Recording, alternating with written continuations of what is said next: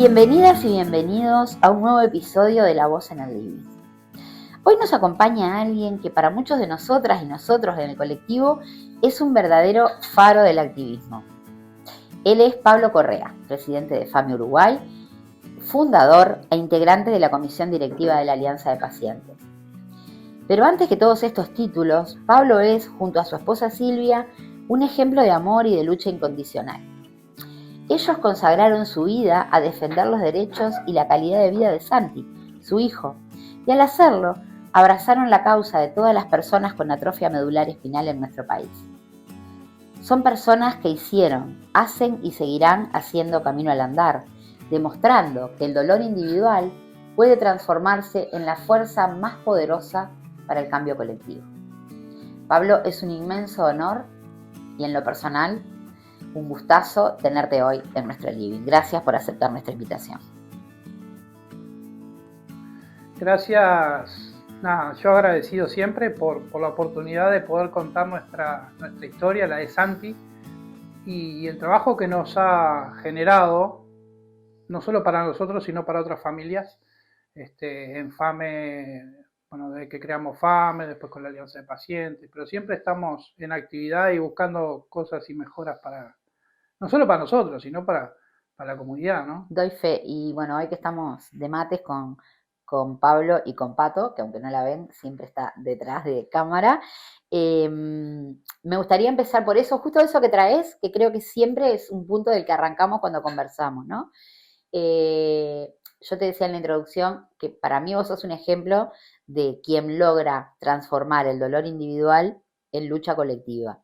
Más allá de que la comunidad de pacientes con AME es una comunidad chica en cantidad, eso no quiere decir que sea chico el impacto, ¿no? Es un gran impacto, sí. Es un tsunami, pero en números, ¿no? Que es lo que terminan midiendo las estadísticas, es una comunidad de pocas personas. ¿Cómo se dio en tu familia ese punto de inflexión? O sea, vos y Silvia tienen un bebé, pasan determinadas cosas, asumiste el rol de decir, bueno, no me voy a quedar con no hay nada para hacer con mi hijo y esto lo transformo en una lucha. ¿Cómo fue ese punto de inflexión en tu vida? Justamente fue lo que nos cambió el ver la vida o enfrentar la vida fue el diagnóstico. Cuando nos dicen no hay nada para hacer. ¿Cuánto tenía Santi en ese momento? En ese momento tenía 6 meses, recién diagnosticado. Nos diagnostican con atrofia muscular espinal. ¿Y hoy Santi tiene? 23 y medio. O sea que estamos hablando de hace 24 años de esto. Sí. Okay. A los 6 meses nos dice el grado 5, después de pasar genetista y un montón de especialistas, el estudio de sangre da que atrofia espinal, bueno, vamos al grado 5 para que dé el dictamen de lo que es cómo seguimos. Y nos dice nada, que no había nada para hacer, año 2003.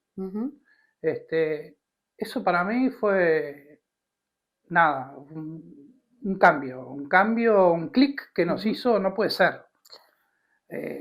Ni en el 2003 y bueno, menos ahora en el 2026, pero en el 2003, digo, lo primero que se me vino a la mente fue, y lo comento siempre, pero yo nací en el año 69. En el año 69 el hombre llegó a la luna. Es buenísimo eso. Fue no sé, mi ignorancia como papás, porque estábamos con Silvia, Santi muy chiquitito, digo, no puede ser que ¿cómo no haya nada. ¿Cómo me van a decir no hay nada para hacer? No hay nada. Fue una entrevista de 3-4 minutos, llévelo para su casa y espere el desenlace final, natural de la vida. Cuídelo me lo tengo como grabado, es un cassette. Cuídelo de las gripes, porque a la debilidad muscular que genera la atrofia espinal, en el caso del tipo 1 como Santi, lo primero que complica más es lo respiratorio. Justo era invierno, entre esa entrevista y noviembre, eso fue en junio, julio. En noviembre tuvo varias internaciones, 3 internaciones. Cuando cae internado la última vez, estaba complicado, había perdido mucha fuerza muscular, la parte respiratoria igual.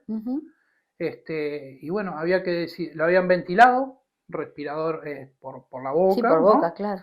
Y bueno, empezamos a aprender lo que era la enfermedad real, estando en el CTI, y nos dicen un domingo, nos dicen, ¿qué hacemos?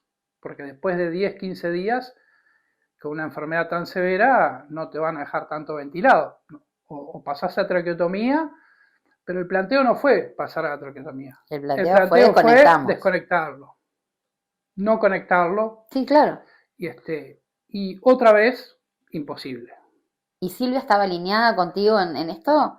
Eh, Lo vivieron en lo, lo, sintonía todo lo esto? vivimos en sintonía, ella un Más poquito allá más del shock, miedosa, ¿no? Porque yo es un un poco shock. más audaz. Bueno, está bueno, eso es un yin y yang ahí Sí, en el vínculo, ¿no? pero siempre Claro, acompaña y siempre acompañó, y gracias a Silvia, es que tiene 23 lo años, ¿no? sé. Los cuidados. En 23 años nunca tuvo una éscara de estar acostado 24 horas, o sea, hace 24 horas que no se mueve. Claro. Afecta el 100% del cuerpo. Desde los 9 meses tiene respirador, traqueotomía y gastrotomía para comer. Claro. Cuando nos dice la doctora, primero yo estaba cuidándolo, me dice, venga que vamos a charlar. Me dice, bueno, hasta acá podemos llegar, ¿qué hacemos? Y bueno, yo estuve leyendo un poco, estuve informándome, hay que hacerle traqueotomía y gastrotomía. Vos le dijiste a la Yo le doctora. dije a la doctora. Ok. Y me dijo, ¿y su señora va a estar de acuerdo? Lo vamos a hablar con ella. Ella no estaba porque yo estaba Claro, cuidando. estabas vos. Lo charlamos cuando vino ella, ese fin de semana. Ella pasó 10 meses, estuvo internado Santi, porque no nos querían dar el alta, pero eso es otro tema más adelante. Pero bueno, pasaron esos 10, 15 días, no que nos querían conectar. O sea, teníamos que desconectarlo. Para mí era como sacar un pez del agua y dejarlo arriba de la mesa. Para mí era eso. Lo charlamos con Silvia, con un montón de miedos, porque no teníamos ni idea lo que que era para adelante. Nos dijeron que íbamos a vender la casa, que íbamos a vender el auto, que no íbamos a poder dormir, que no íbamos a poder tener un montón de cosas. O sea, te estaban empujando a tomar la decisión. A tomar la decisión, claro. Eso no, para mí no hubo nunca hubo duda, jamás. Y en Silvia tampoco. Era un poco más miedosa como para aprender a aspirarlo. Claro, en cómo iba a tener que encarar los cuidados. Claro, pero no porque sobre la decisión, entiendo vos, perfecto. Papá, Tenés que aprender todo. 6 meses, no sabés cambiar un pañal. Claro. Tenemos que aprender a cambiar un todo pañal, a darle de comer. Y ahora teníamos que aprender a aspirarlo, a gestionar, a cambiar la traqueotomía. Exacto.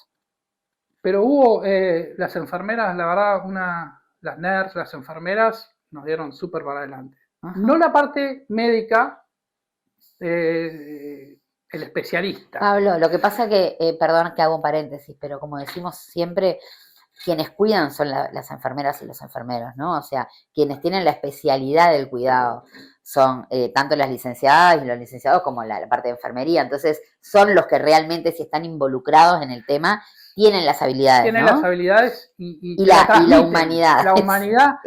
Y un día nos dice, Santi estaba tan chiquitito, dice, bueno, papá, esto tiene que seguir. ¿Una enfermera te dijo eso? La NERS. Ahí va la NERS. La NERS. Nos dice, esto tiene que seguir. Póngase los guantes que lo vamos a aspirar.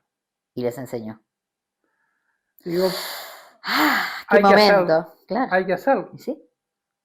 Silvia estaba un poco negada bueno, por pero miedo, Pablo, es lógico. Claro, no negada, sino que miedo, paralizada, me imagino. Ojo, yo también, no estábamos preparados para todo lo que se venía. Dijimos, bueno, y aprendimos y nada, acá estamos con 23 años. Pará, y te lo llevaste para tu casa.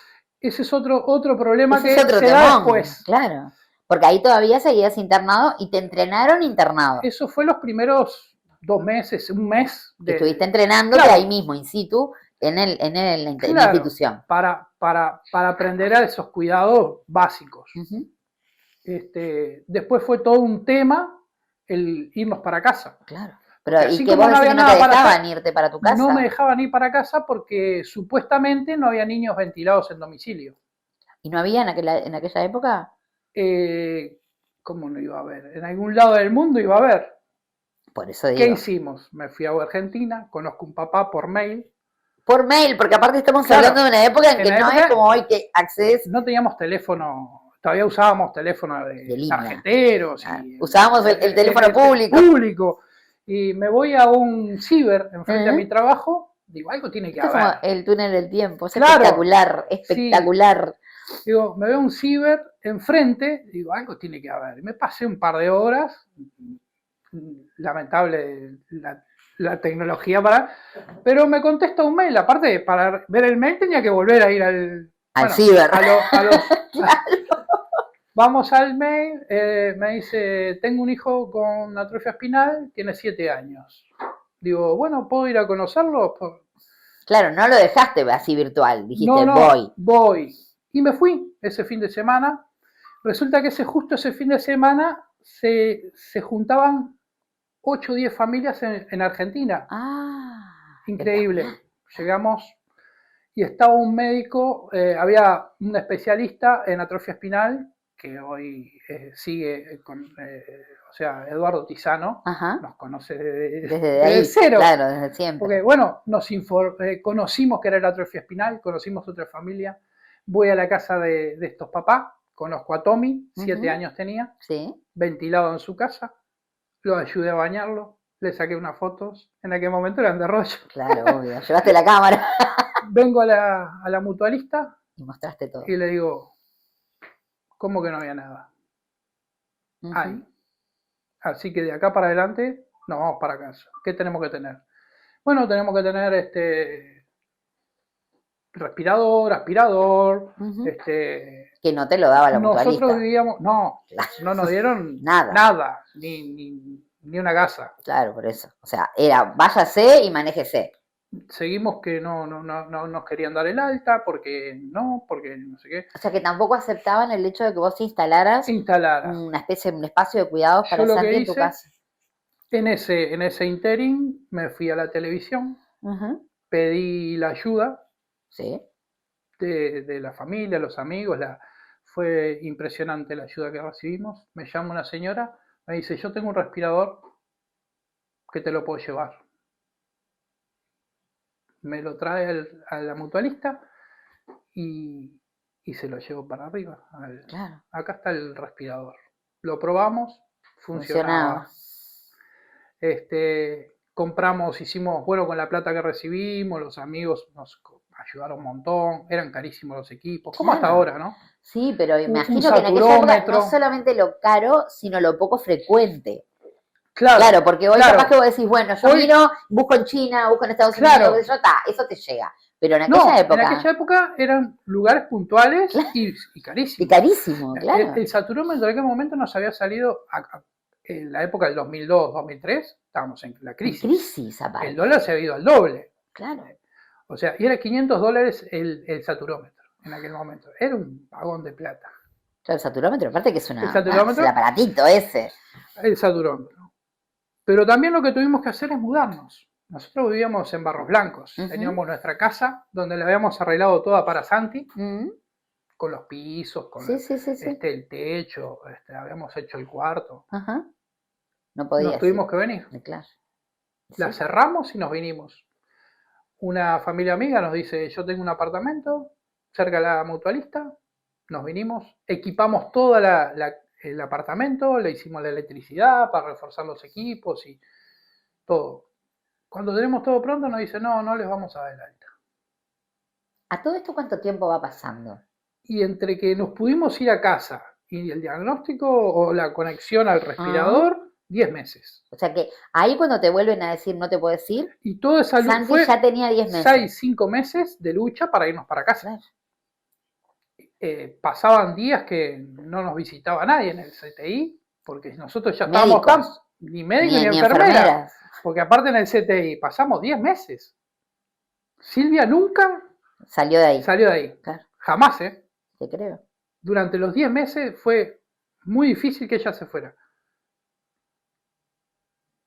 Imposible. Pasamos la fiesta, se nos vino el Día del Padre, después el Día de la Madre, todo, y se nos iba pasando el tiempo. nos dicen un día, bueno, vamos a darle el alta. Nos van a dar el alta, preparamos todo. Tuvimos un fin de semana que no nos pudimos ir para casa con todo pronto. Nadie nos miraba, todos pasaban por al lado, no nos querían dar el alta. No querían, claro. O sea, las autoridades. Sí, o sea, claro. cuando viene el jefe del CTI, le digo, Hola, estoy acá. que vamos venga acá. por acá que vamos a charlar. Ujú. Y le digo, bueno, ya está, nos vamos. Dice, bueno, lo que pasa es que no sé qué, que no sé cuánto. Y 10 meses estuvimos. Le digo, no, así como me lo traje en brazos, hace 10 meses me lo llevo. Yo ya tenía todo, ya habíamos aprendido a usar. Santi estaba Lo muy estaban bien. gestionando Santi ustedes estaba ya, muy ahí bien. mismo, ¿no? Claro. Santi no iba a hablar. ¿Puedo decir una Escuchame. mala palabra? Bueno, le ponemos pip. Viene un equipo de neurólogos y, claro, porque no es una enfermedad muy común. Es más, una persona, un especialista nos dijo, cuando fallezca avísame que queremos sacarle sangre. Claro, no era algo común hace tantos años. Así fue. Y le digo, me voy para casa, nos vamos. No, porque fíjese, bueno, de acá nos vamos. Y dije que me voy a hablar ahí, hablaron y nos mandaron con un médico, con un neumólogo. Ajá. Pero bueno, ¿No había paliativistas ahí en ese momento con ustedes? yo No no sé cómo conocía estaba. que era lo que No sé cómo estaba claro, no sé cómo estaba de avanzado el Es paliativismo que ahí. nunca nos propusieron No les nada. plantearon Nunca eso, nos plantearon nada, siempre nos planteaban no irse, no Claro. irse y no irse. Nos fuimos por nuestra cuenta. Me fui por... Claro, pero vos te das cuenta que independientemente de la ventilación, ¿no? Y la traqueotomía y el tema de la alimentación, estaban decidiendo cómo tenía que desarrollarse un proyecto de vida que no importa después cómo fuera. Claro, Era una decisión de ustedes, sí, padres. nuestra. O sea, no iban a dejar que el niño no tuviera los cuidados. Era una cuestión de cómo querían vivir ese tiempo con su hijo. Claro, ¿no? era eso, exactamente eso. Decidir nosotros cómo lo íbamos Porque el niño estaba hace un año casi, estaba en un CTI. Ese era su escenario, ese fue su escenario de vida. Esa era su vida. Claro. Esa era su vida. Las enfermeras y nosotros. Lo que estaba viviendo permanentemente era eso. Claro. Y eso era lo que querían hasta que, sí, hasta que terminara el desenlace final de la vida. Eso fue lo que nos dijeron sutilmente. Bueno, ni tan sutilmente, Pablo. Pero Santi estaba muy bien, había recuperado un poquito de movilidad, se comunicaba con la vista, con los ojos. Dijeron que no iba a hablar y habló. Y empezó a hablar. Lo primero que dijo, no, nos mira a nosotros, porque estábamos Silvia y Santi, nos mira a nosotros y la mira a la doctora y le dijo, anda acá. No, mentira. No te puedo creer. Que esas fueron sus primeras palabras. Una genia la neurona. Y todos se quedaron mirando. Obviamente el niño había escuchado eso muchas veces. ¡Claro! Fue tremendo porque todo el mundo se hacía cruce, pero nunca nadie dijo, no sé, bueno. No, lo escuché, Pablo. Esto con más razón. Claramente, es una señal. Nada, esto no nos puede.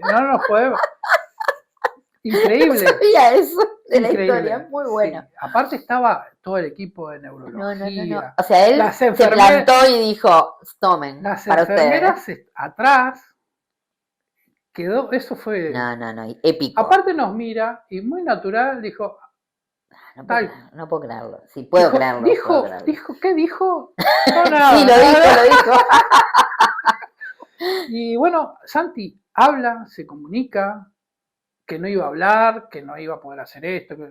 Hoy maneja su computadora. Siempre le gustó la computadora. Siempre él quería teclear. Nos fuimos para casa, después de esos 10 meses, el médico iba de vez en cuando. Santi nunca estuvo internado. En estos 23 años tuvo 2 internaciones por una gripe muy pequeña, una gripe común. Era para prevenir que no fuera a haber algo más grande. Nada más, porque le sacaron una placa y estaba bien y nada más. Pero nunca tuvo una internación, nunca tuvo... seguimos, le pusimos maestra, muy chiquitito, porque vimos que era Él se comunicaba mucho aparte de hablar, se comunicaba con la vista, Claro. era una luz. Claro. Nosotros le entendíamos, le Claro. entendemos con la vista. Por supuesto. Está desconectado y él se hace entender. Ajá. Le pusimos una maestra, empezó a escribir, empezó a leer. Hoy habla y escribe en inglés, nadie le enseñó a leer y escribir en inglés. La maestra sí le enseñó de todo, ¿no? Le pusimos una maestra que le enseñaba todo. Ujú. El currículum De la escuela. escuela, geografía, matemáticas, historia, de todo. O sea que sabe de todo y con la computadora hace de todo. Con un ratoncito ahora en la panza. Claro, porque ahora tenemos una cantidad de Hay mucha dispositivos tecnología. que te permiten eso, ¿no? Adaptar la tecnología a las necesidades de las personas. Viste que también hay para personas autistas, para Sí, personas sí. ciegas, ¿no? Sí, hoy hay demás. para manejar con la vista, hay Exacto, un montón de por eso te cosas de digo. tecnología. Está bueno. Nosotros siempre estuvimos siguiendo. Empezamos con FAME Argentina, Ujú. después en el 2017 formamos FAME Uruguay, pero siempre estuve yendo a las familias argentinas. Claro, hiciste como la sinergia ahí con ellos para lograr, porque acá tampoco Y había acá red. no nos conocíamos. Claro, acá no había Porque red. no había, después que aparece el WhatsApp, aparecen las Claro, redes, ahí cambia. Claro. 2013, 2015, 2010 empieza a cambiar. Claro. Pero nosotros, nada, solos.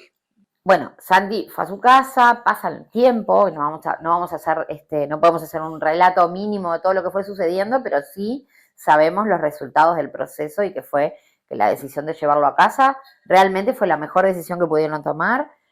Sandy se desarrolló, creció, se estudió, aprendió, desarrolló una cantidad de habilidades. Pero hay un hito también que me gustaría que me cuentes porque me parece súper importante y es que llegaste a descubrir, a investigar que había una medicación que estaba en Estados Unidos, que había un uruguayo, un científico uruguayo implicado en esto, y bueno, que lograste que esa medicación llegara a Uruguay. Y bueno, contame un poquito ese proceso porque me parece súper importante. Sí, es súper. Porque siempre estuvimos en la vanguardia de la investigación, siempre, para la atrofia espinal. Cruzábamos Argentina todos los años, una vez por agosto es el mes del AME, se considera el mes del AME. Se considera el mes del AME porque cada invierno que pasa eran muchos las familias que perdíamos. Claro. Muchos. Los inviernos son terribles. Claro. Entonces, el segundo sábado de agosto. agosto encendemos una velita. Aquellos que éramos hace tiempo, éramos poquitos. Y la cosa es, empezamos a conocer investigadores que siempre llevaban a Argentina. Argentina siempre estuvo, las familias argentinas siempre tuvieron muy buen vínculo, muy buenos especialistas contando lo que es la atrofia espinal. Así es que conozco a la primer familia uruguaya, la conozco en Argentina. No nos conocimos acá. Por allá por el 2012, 2013, conocemos a Adrián Kreiner, que hace una presentación que estaba investigando sobre una medicación para la atrofia espinal y le había dado a un ratoncito la medicación y la sobrevida pasó de 7 días a 30 días y que caminaba. Vimos ese video en Rosario, Argentina. Eso nos abrió mucha expectativa. Lo seguimos de cerca. Ese día me había contado la historia de él, o sea, estaba ahí presentando, que vivía en Las Piedras y era uruguayo. Cuando termina, me presento. Lo abordaste, claro. Me imagino, por supuesto. Y bueno, seguimos en contacto siempre. Siempre estuvimos igual, hubo otras investigaciones antes que no dieron resultado. Siempre estuvimos siguiendo el rumbo de la investigación y con los participantes en las investigaciones. Claro. Porque teníamos la oportunidad de conocerlos. Porque se hacían ensayos clínicos en humanos. Se hicieron, en algunas medicaciones. Llegaron a hacerse, ahí está. Pero no era como ahora que son inyectables o no, era diferente. Era otra cosa. Claro, claro. En aquel momento era más precario. Sí, por supuesto, claro, pasa el tiempo, claro, obvio, claro. Pero no daban resultados, pero no eran tan complejas como esta. Ajá. En el 2017 la investigación que hizo Adrián Cranel, el descubrimiento que hizo de cómo darle al gen faltante la proteína, la atrofia espinal se da por una falta de proteína en el gen. Lo que descubrió Adrián Cranel es cómo potenciar esa proteína en el gen. Exacto. O cómo dársela. En eso consistía esa medicación. Claro, pero en eso abrió la puerta a muchísimas más todo, enfermedades. Exacto. Porque muchas enfermedades es la falta de proteína, en el caso de la atrofia espinal, el gen 7 y 8, pero en otras es en otros genes. Pero es lo mismo, falta de proteína. Bueno, seguimos. En el 2017 lo aprueba la FDA. El primer medicamento para atrofia espinal. Estábamos muy entusiasmados. Ay, me imagino. El 23 de diciembre sale al mercado, o se aprueba, y sale la medicación más cara de la historia. $130.000 una dosis.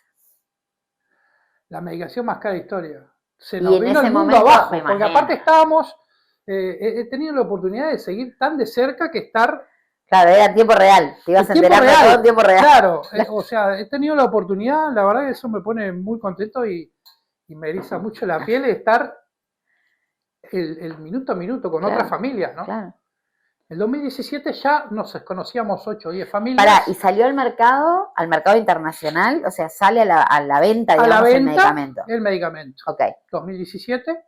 Con la aprobación de la FDA. Y luego la EMA. Y la EMA, o sea, las dos. Perfecto. Primero la FDA y después la EMA. Bueno, lo que hicimos con estas familias que nos conocíamos acá, ya éramos 8 o 10 familias, vamos a hablar al ministerio, a hacer notas de prensa, que había un medicamento, que era algo, un hito, ¿no? Para la atrofia espinal, que era... Yo ya conocía a pacientes que la estaban usando. ¿En Argentina? ¿O en otros lados del mundo? En Argentina no, en Estados Unidos. En Estados Unidos. Ese año que sale la medicación queríamos informarnos más. Por supuesto. Nos fuimos a Estados Unidos con Santi, con Silvia. Ah, se fueron todos. Nos fuimos los tres.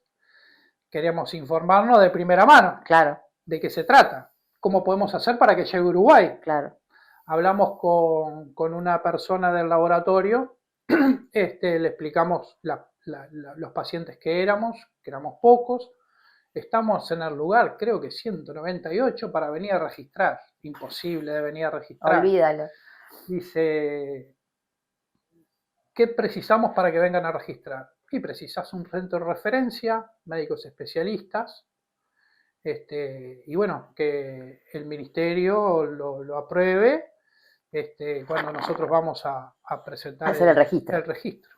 Bueno, volvemos, nos vamos al ministerio, y nos dicen que no, que primero que teníamos que tener una asociación formada. En esa primera reunión con el ministerio nos dice, no, ¿ustedes quiénes son? Somos papá de atrofia espinal. Dice, bueno, pero tienen que tener una asociación. Muy rápidamente creamos una asociación. Por supuesto. FAME Uruguay, claro. 2017. Creamos la asociación muy rápidamente. Logramos que el laboratorio venga a registrar el medicamento. Hubo un gran proceso ahí. Pero ahí con el centro de referencia ya nace Crenadecer ahí. ¿Estaba Crenadecer ya en ese momento funcionando? En aquel momento estaba Crenadecer, claro. Sí, estaba Crenadecer. ¿Y se convierte en centro de referencia? O sea, ya era un centro de referencia. Perfecto. Pero hasta ahora, 2026, poco se conoce del centro de referencia. Hoy recién este año se escucha un poco más, o el año pasado. Pero no se conoce. Especialistas médicos no conocen que hay un centro de referencia. Lo sabemos. Hablamos de neurólogos. No sabían que era que había un centro de referencia en enfermedades raras, que pertenece al BPS. Hablamos en BPS, en Crenadecer. Trajimos a autoridades, a especialistas para que se supiera qué era la medicación. Pero bueno, en ese momento el gobierno, el Estado, el ministerio nos dijo que no. Que no. O sea, teníamos el escenario, pero se registró igual el medicamento. Logramos que se registrara con mucho trabajo. No se incorpora claramente en ese momento a las prestaciones. Claro, no quería que se registrara. No querían que se registrara. Arrancamos ahí. Arrancamos que no quería que se registrara. Fue mucho trabajo para que aceptaran el registro. Claro. Pero bueno, no había mucha opción de que no lo aceptaran, Claro. porque era un medicamento, se hizo todo como se debía hacer, se registró. Ujú. Ahora, la forma de acceder, no vamos a poder acceder, solo por recurso de amparo. Arrancamos a averiguar qué era un recurso de amparo, cómo Claro, lo porque podemos aparte de ahí hacer. no teníamos la información que tenemos ahora tampoco, Claro, de lo que son los era juicios de lo amparo que y era un esto. recurso de amparo. Nos dice una mamá, hay Un abogado, un abogado en la facultad y Y llegaste dice, a Cereta, me imagino. vamos a averiguar con él. Digo, dale, vamos a la facultad y hablamos. Paro en la facultad. Había paro en la facultad, ¿no? Le digo, bueno, no te hagas problema, déjame que yo voy, hablo en Estados Unidos, a ver cómo podemos armar todo esto.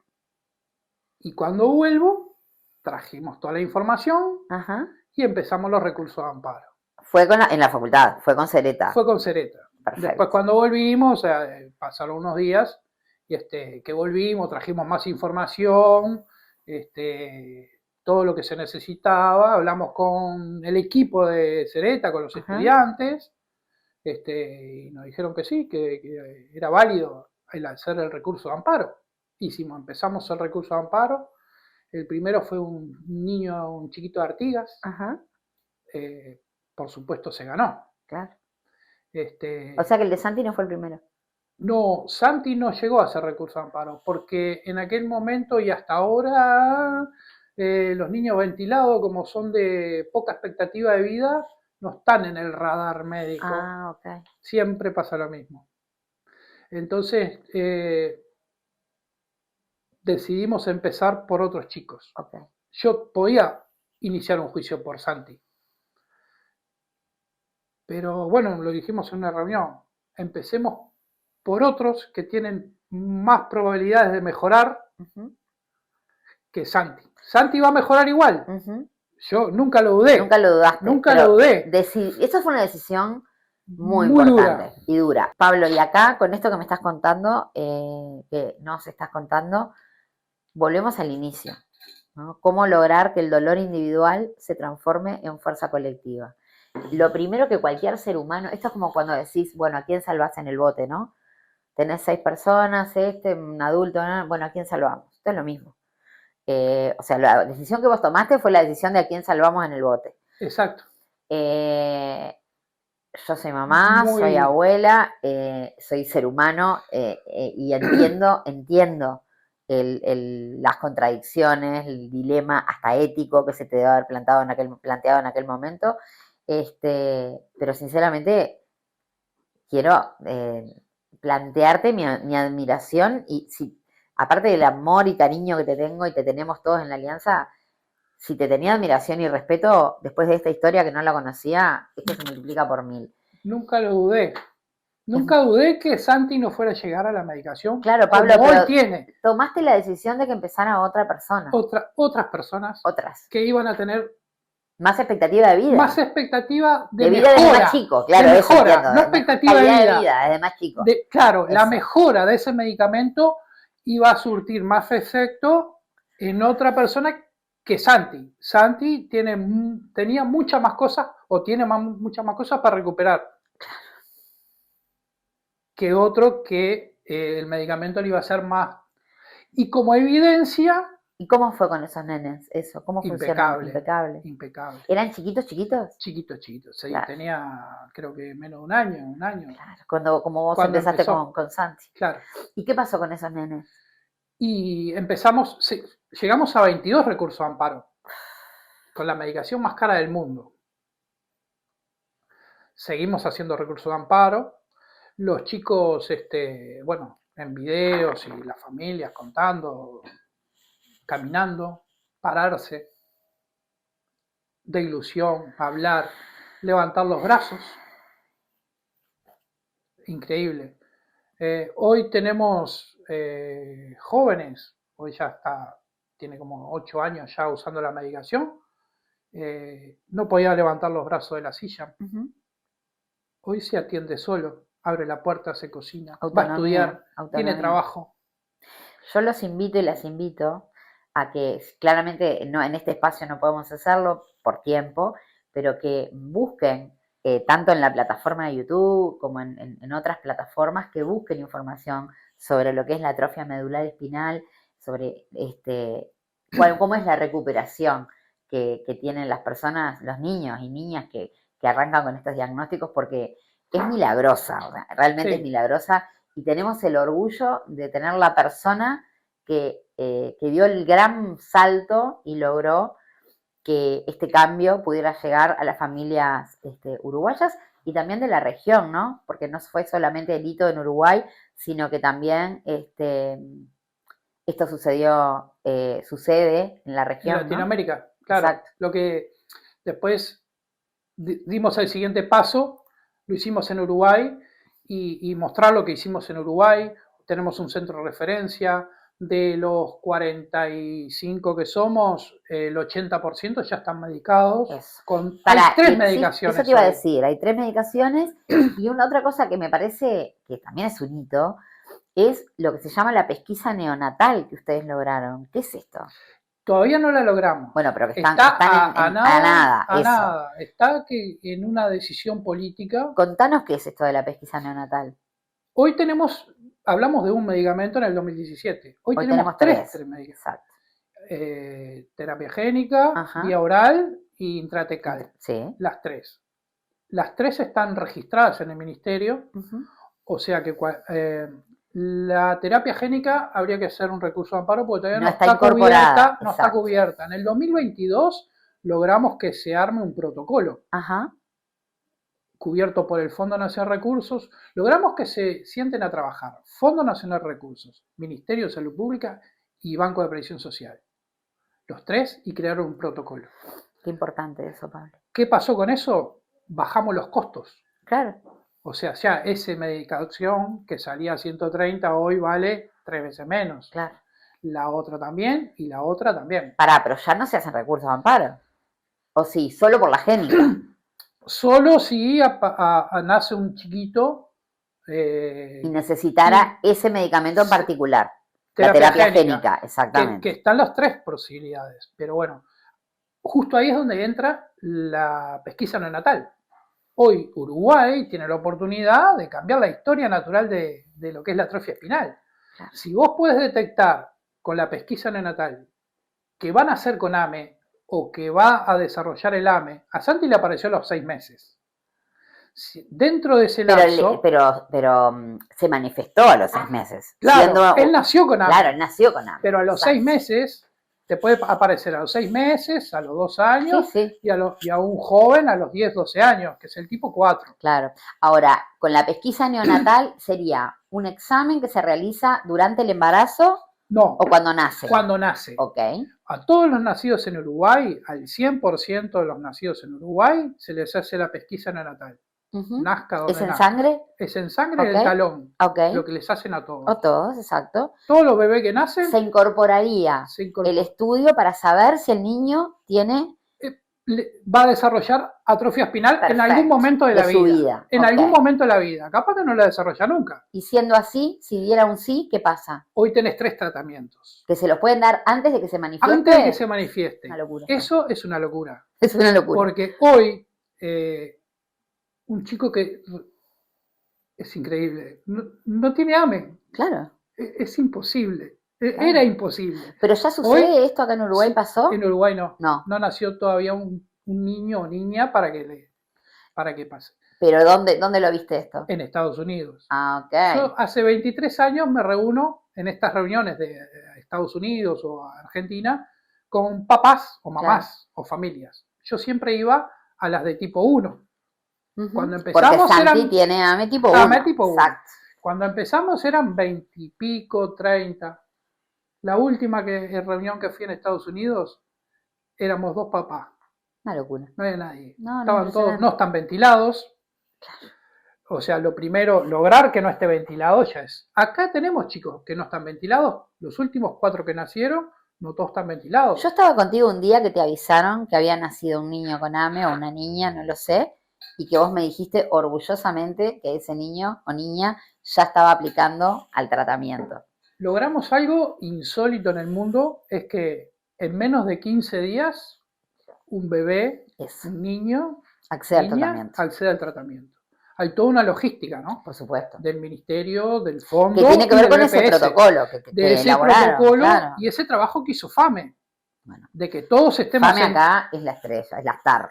Y quiero decirles que Pablo no es la estrella, Pablo es el faro, como les dije al principio, en todo esto. Hoy nace un chiquito, chiquita, en cualquier parte del Uruguay y enseguida se le deriva al CRENADECER. Al CRENADECER o a los especialistas. Claro. Pueden ser de ACE también. También. Hay dos equipos tremendos en ACE y en el CRENADECER. ¿A cualquiera de los dos? ¿Pereira en ACE? Sí. Pero hoy lo que logramos también de que los especialistas de ACE estén trabajando dentro de CRENADECER. Porque ahí tenemos un problemita de que, si bien estaban muy bien atendidos, los que estábamos en CRENADECER teníamos otros beneficios. Claro, como por ejemplo, no era lo mismo, no era equitativo. Claro, no era lo mismo. Entonces logramos de que todo lo que estaban en ACE se integren a CRENADECER. Por ejemplo, una pavada, pero no es una pavada.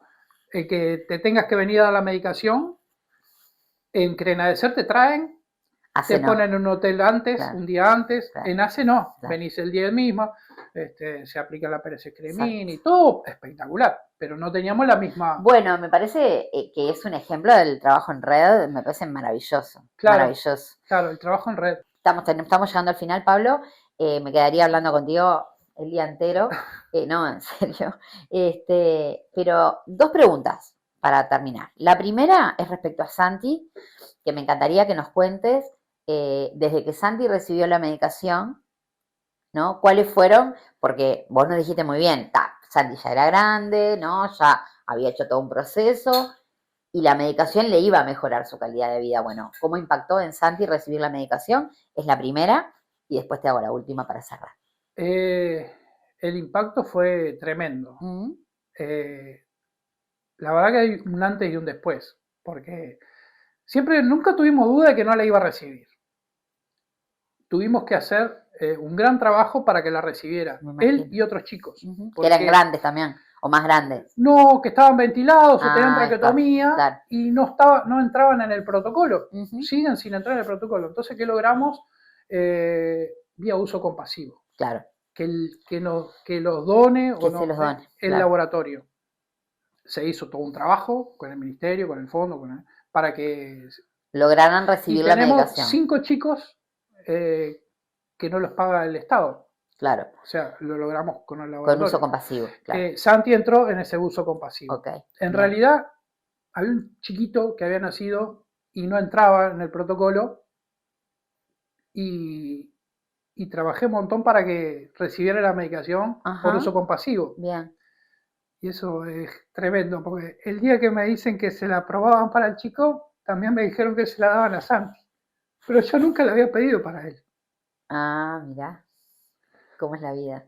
La vuelta a la vida. Y al final le dieron a 4 chiquitos más, 4 chicos ya están grandes, pero 4 chicos más. Y nada, lo primero que hizo, el tono de voz, la parte respiratoria. Si bien siempre estuvo bien, mejoró mucho. Claro. Cierta movilidad en las piernas, se le caían las piernas, ahora las sostiene. No tiene la fuerza, pero... Bueno, pero claro, no cae, exacto. Cuando se hacen las escalas motoras, que se mide la parte muscular, Santi no aguantaba nada para hacer la escala motora. Y ahora sí. La última escala motora la aguantó toda sin respirador y hasta pudo estar sentado. O sea que valió la pena. Fue increíble. Y el haber recibido la medicación valió la pena. Claro. Valió la pena. Santi está trabajando en cosas increíbles. Santi está escribiendo sus memorias y su historia en un libro. Santi desarrolló un videojuego con otros chicos. Y bueno, y para cerrar, quiero que sepan que realmente Santi es un ejemplo de resiliencia. Y como para cerrar, a mí no me gusta romantizar la discapacidad porque entiendo que no es un camino que nos lleve a la verdad. la verdad es lo que vivimos todos los días. No se romantiza la discapacidad. Sí, pero sí el mensaje es un mensaje de fuerza, es un mensaje de esperanza, es un mensaje de lo que se puede lograr en colectivo. Creo que estos son realmente los ejemplos que nos llevan a darnos cuenta de que juntas y juntos podemos lograr cosas que son impensadas de manera individual, ¿no? Entonces ahí va la última pregunta, Pablo. Si vos te encontraras hoy con una mamá, con un papá, con un familiar que, bueno, que tiene una situación como la que vos y Silvia vivieron con Santi, ¿cuál es el mensaje de vida que vos les das? Porque el mensaje médico, bueno, lo pueden buscar, lo pueden googlear y te van a encontrar. Pero vos, como ser humano, Y Santi ha sido siempre un ejemplo para otros papás que recién los arrancan. diagnostican. Porque lo primero que te dicen es lo que me dijeron a mí. No hay nada para hacer, esperar el desenlace natural de la ¿Sigue vida. sucediendo eso? Sigue En muchas sucediendo, enfermedades. sí. Ok. A mí siempre me llegan de otras partes del mundo. Ahora no tanto, Uh-huh, porque hay otras organizaciones en el mundo, uh-huh. logramos en Latinoamérica. Pero me impacta mucho cuando le dicen que no hay nada y la familia toma la determinación de no seguir adelante. Pero tenemos muchas familias que han conocido nuestra historia y hoy tienen 16, 17, 18 años, Claro. 15 años, 10 años. O sea, siempre va a haber algo para hacer. ¿Cuándo? ¿Cómo? No lo vamos a decidir nosotros. Yo no lo voy a decidir. Yo no voy a decidir cuál va a ser el desenlace. Exacto. Yo voy a hacer todo lo que pueda. Hablo por mí, por Silvia, ¿no? Por O sea, supuesto. por Tu familia. la familia, porque no estamos, somos un montón que estamos atrás. Porque la dedicación es 24 horas. Su mamá no tiene oportunidad de ir al médico, no tiene trabajo de hace 23 años. O sea, el trabajo de ella es el cuidado. No tiene un trabajo remunerado Formal, fuera claro, del hogar. y que no está reconocido. Claro. Que hay que trabajar mucho para esas mamás que tienen ese trabajo de cuidado que en realidad, si vamos a los hechos, tendría que darlo el Estado y estamos en falta. Estamos en un proyecto falta, pero eso es otro problema. Con Pablo. Pero bueno, nada, nunca se sabe lo que puede pasar. Uh-huh. ¿Y cuándo puede pasar? Exacto. Eso fue lo que nos pasó a nosotros y es lo que no recomendaría, pero hay que seguir adelante. Vale la pena. Vale la pena. Y más hoy tenés tratamientos, tenés tecnología, la discapacidad hoy ya no es la misma que años anteriores, Exacto. tenés sillas motorizadas, Claro. tenés camas articuladas, exacto. O sea, es otra cosa. Hay oportunidades. Hay oportunidades. Exacto. Y bueno, en nuestro caso nos lanzamos al mundo a pedirlo. Fueron Hoy pioneros, capaz que te lo Pablo, dan. fueron pioneros. Entonces, nada, yo a los que le digo siempre es sigan adelante, después vemos. Me encanta esa frase de Pablo, que aparte doy fe que realmente la dice desde la convicción. Sí. Bueno, me encantaría, no hay duda, me encantaría desde acá mandarle un saludo, pero súper especial a Santi, bueno, a Silvia, por supuesto, y Pablo, agradecerte el mate y agradecerte este encuentro tan lindo, que bueno, nos quedaron pila de cosas para hablar, pero me parece que haber podido contar la historia del camino recorrido desde que nació Santi hasta hoy, que tiene casi 24 años, es un testimonio de lo que se puede construir en comunidad. Así que nada, gracias Pablo, y de acá al infinito voy a estar agradecida contigo por este rato. El trabajo en red. El trabajo en red, ese es el la comunidad. Ese es el mensaje. En nuestro caso empezamos con una red muy chiquita, familiar, pero nos fuimos agrandando y hoy somos 44, 45 que estamos siempre trabajando juntos y en red. Bueno, y si conocen alguna persona que esté pasando una situación como esta, recuerden FAME Uruguay, dejamos en la descripción después las redes para que se puedan comunicar. Así que bueno, gracias Pablo. Este fue el episodio número 10 de La Voz de los Pacientes. No, de La Voz del Living, corto esto. Este es el 10, el 9 fue el de Aldo, ¿no? Sí. Está bien. Bueno, así que gracias Pablo, este fue el episodio número 10 de La Voz en el Living. Nos estamos viendo prontito. No se olviden de suscribirse al canal, la campanita para que les lleguen las notificaciones. Comentar, es súper importante que comenten porque de ahí es que salen la mayoría de las ideas para los próximos programas. Y como siempre les decimos, este espacio se construye en comunidad. Así que sigamos formando comunidad, que el camino es por ahí.